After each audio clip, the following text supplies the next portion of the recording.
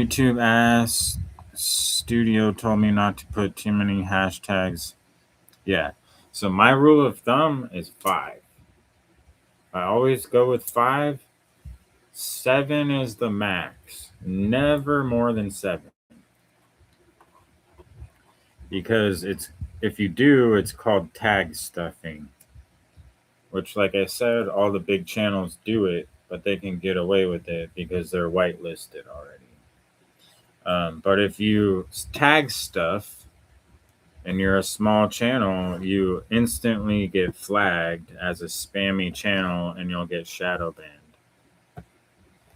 So that's why I say the hashtags are literally the channel killer, is not only do they redirect your viewers to the wrong places if you don't use them properly, it also flags your content as spam.